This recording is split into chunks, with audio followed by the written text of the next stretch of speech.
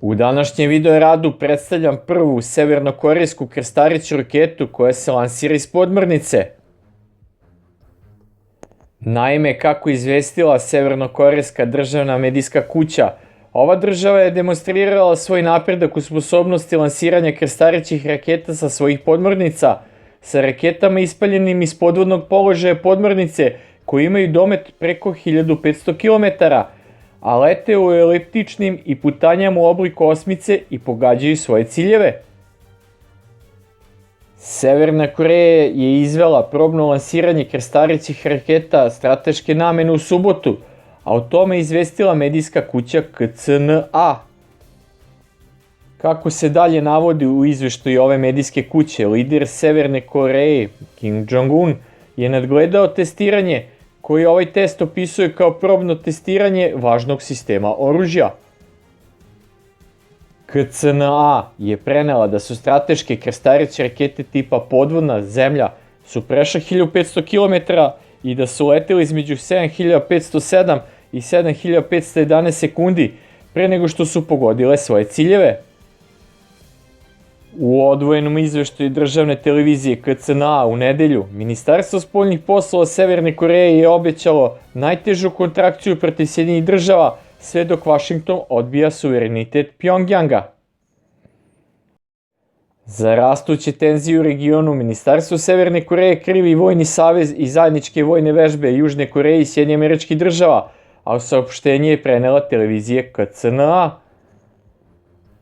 Saopštenje je usledilo pošto je američki predsjednik Donald Trump rekao tokom intervjua u četvrtak da će ponovo stupiti u kontakt sa Kimom nakon što su njih dvojice razvili radni odnos u Trumpovom prvom mandatu. Severna Koreja je izvršila svoje prvo lansiranje krstariće rakete iz podmornice u martu 2023. godine, a prvo probno lansiranje nove strateške krstariće rakete Pulhwasal 331 je izvela 24. januara 2024. godine, a za nedavni test se smatra da je isti tip rakete lansiran. Ova demonstracija novih tipova krstarićih raketa je usledila nakon otkrivanja novih strateških krstarićih raketa Hwasal 1 i Hwasal 2 u prethodnih par godina, koje se lansiraju sa kopnenih lansera. Dok su se sposobnosti strateškog odvraćanja Severne Koreje dugo oslanjale na njen arsenal balističkih raketa koji je počeo se koristi krajem 1970-ih i nastavio da ostvaruje značajne poboljšanja, značajan komplementarni arsenal krstarićih raketa počeo se koristi od pre 5 do 6 godina sa javnom demonstracijom raketa.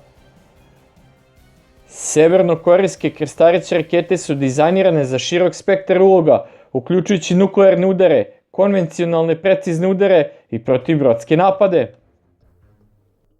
Nakon velikog izvoza raketne artiljerije, vođenih protivoklopnih raketa povećanog dometa i balističkih raketnih sistema u Rusiju, spekulisalo se da bi napredak u severnokorejskim programima krstarićih raketa i proširena proizvodnja testiranih novih modela raketa mogli otvoriti put za izvoz ovih sredstava isto tako. S obzirom da Severna Koreja ima najveću svetsku podmorničku flotu od preko 70 podmornica i da ima značajnu domaću podmorničku industriju, integrisanje krstarićih raketa u podmornice predstavlja značajnu alternativu balističkim raketama jer zauzimaju manje prostora u plovilu, a podzvučne krstariće rakete mogu da putuju znatno dalje. Spekuliše se da bi pojačana saradnja sa Rusijom potencijalno otvorila put Severnoj Koreji da dobije transfer tehnologije kako bi unapredila svoj program podmornica, omogućavajući joj da proizvede nove generacije sposobnih podmornica sa krstarićim raketama. Lansiranje podmorničke krstariće rakete Pulhwasal 331 je izvedeno u pravcu Žutog mora.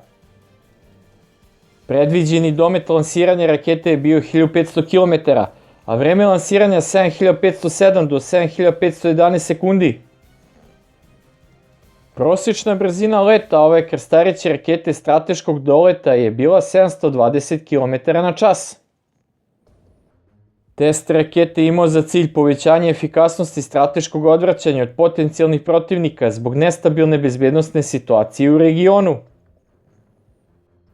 Kim Jong-un je upozorio da će nastaviti da radi na daljem poboljšavanju sposobnosti odvraćanja Severne Koreje, kako bi se ojačala pozicija ove države u smislu odvraćanja od napada potencijalnog protivnika. Sve u svemu, Severna Koreja očigledno ubrzano razvija nove sisteme naoružanja za strateško odvraćanje, a krstareće rakete lansirane sa podmornica su novo oružje u tom arsenalu i značajan napredak u tom smislu.